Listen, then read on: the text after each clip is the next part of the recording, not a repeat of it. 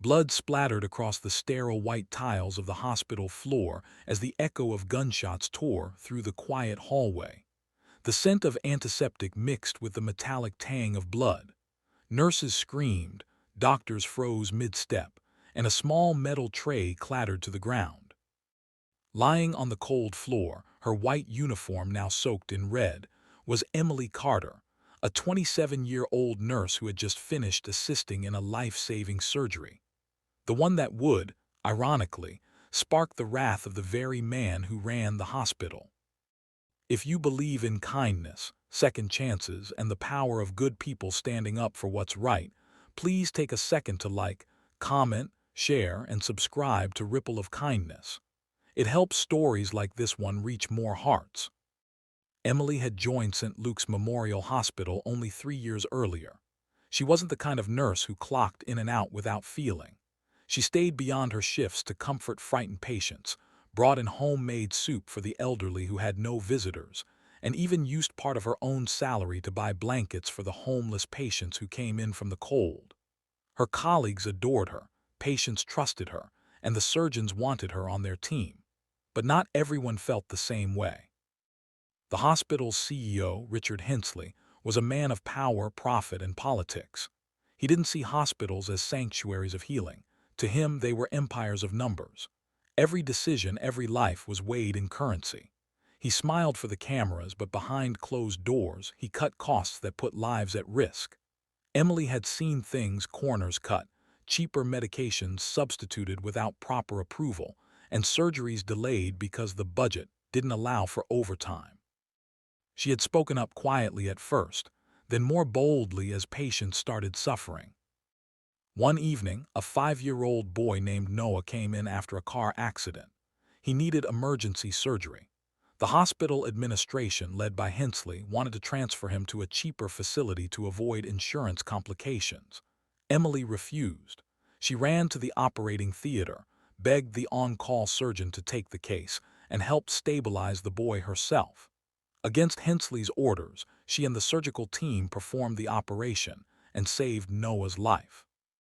The story went viral after Noah's mother posted a thank you message online. Thousands praised Emily for her bravery, but Hensley saw it differently. Her defiance made him look weak, and worse, investigations began to swirl around the hospital's unethical policies. The board started asking questions. Reporters called. Whispers spread. And in Hensley's world, people who cost money or reputation didn't last long. A week later, Emily received an envelope at her locker. It was a termination letter citing insubordination. She stood there, her hands trembling, staring at the words that stripped her of the career she loved. But Emily wasn't ready to give up. She contacted a journalist who had covered the hospital scandals and handed over documents, photos, and reports she had collected over months, proof that lives were being traded for profits. She knew it was dangerous. She knew she could lose everything. But she believed that truth was worth it. That morning, the morning everything went wrong, Emily had come back to the hospital not as an employee, but as a witness. Investigators were waiting in a conference room to meet her. She was nervous, her heart pounding as she walked down the hall lined with framed awards of the CEO's smiling face. She had just stepped past the surgery wing when the elevator doors opened, and Richard Hensley stepped out. His face was unreadable, but his eyes burned with cold fury. "Emily," he said quietly, and she froze. He walked closer, his polished shoes echoing. "You should have stayed silent." The next moments blurred into chaos. A flash of metal, the crack of a gunshot, then another and another. Emily fell backward, pain exploding through her chest, shoulder, leg. 5 shots. Her body convulsed, her breath ragged. The hallway filled with screams and rushing footsteps as Hensley dropped the gun and ran. Doctors rushed to her side. "She's still breathing," someone shouted. The trauma team worked furiously, their hands stained with the blood of the woman who had once worked beside them. Hours later, after the longest night of their lives, Emily lay in intensive care, unconscious, pale, and suspended between life and death. News of the shooting spread across the city. The story of the nurse who risked everything to expose corruption, shot by her own CEO, ignited outrage. Crowds gathered outside the hospital, holding candles and signs that read "Justice for Emily." Reporters camped at the entrance. Donations poured in from around the world. The same little boy she had saved, Noah, held a handmade sign that said, "Thank you for saving my life. Please wake up." Inside the ICU, Emily's mother sat by her bedside whispering prayers. Tubes and monitors surrounded her, the rhythm of the heart monitor the only sign of life. Days turned into weeks.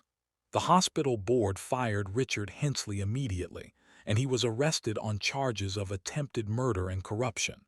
But for Emily's loved ones, justice meant nothing if she didn't open her eyes again. Then one quiet dawn, as sunlight slipped through the blinds, a faint movement stirred in Emily's fingers. Her mother gasped, calling for the nurse. Slowly, painfully, Emily blinked. Her lips moved, no sound came out at first, then one word: "Noah." Tears flooded her mother's eyes. Against all odds, she had survived. The recovery was long and brutal. Emily couldn't walk for months. The bullets had torn through muscles and fractured bones. But she fought not just to heal, but to live with purpose again. Letters poured in from strangers, nurses, doctors, patients, mothers, children.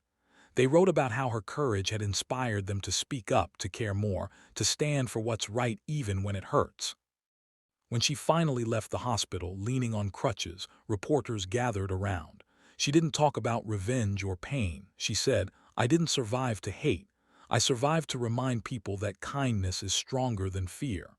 Her voice trembled, but her eyes were steady. "If I could go back, I'd still save that boy, because no child's life should have a price tag."